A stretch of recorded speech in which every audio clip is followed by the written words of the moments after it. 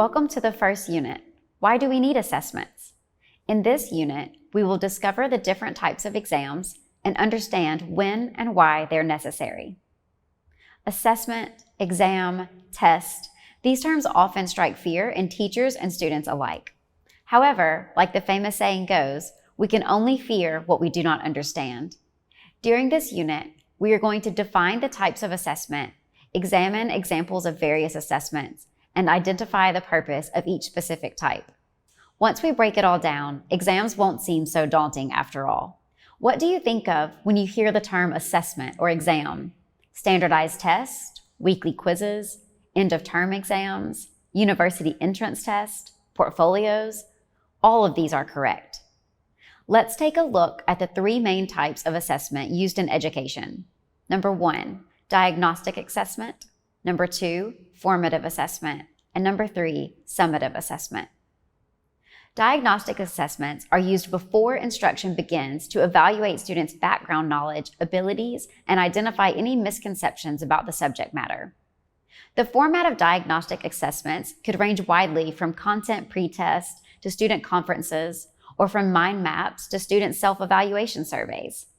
The results of diagnostic assessments can be used to guide teacher planning for the unit, term, or course. Formative assessments are an ongoing form of evaluation used during the unit, term, or course. Student portfolios, exit tickets, homework assignments, teacher observations, classroom discussions, and in-class performance tasks are all examples of formative assessments.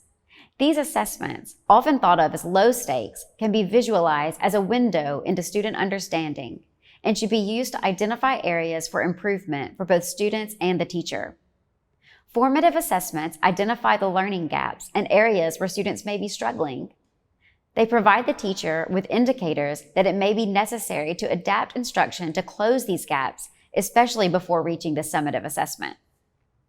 While diagnostic and formative assessments are seen as assessments for learning, summative assessments, the type most commonly thought of as an exam, are viewed as assessments of learning. They are used to evaluate student learning at the end of a defined instructional period, such as a unit, term, or course. High-stakes exams, such as high school exit exams, the SAT, and IELTS, are all examples of summative assessments. For the majority of this course, we will focus on summative assessment. These types of assessment can also be classified as internal or external assessment. Internal assessment is exactly what it sounds like. Assessment that's created and evaluated internally, that is, by you, the subject teacher. As an educator, you likely create internal assessments all the time. These are used most often for diagnostic and formative assessments, but teachers will also create summative assessments depending on what's expected by the school. External assessment is the opposite of internal, so it's created and evaluated by the awarding organization. They are often taken under specific conditions, such as a designated time and under supervision identified by the awarding organization. These could be grade-level standardized tests, university entrance exams, or specific language exams, such as the IELTS and TOEFL. It is important to know how assessments are classified: diagnostic, formative, summative, internal, external, so that they are used appropriately and for the correct purpose.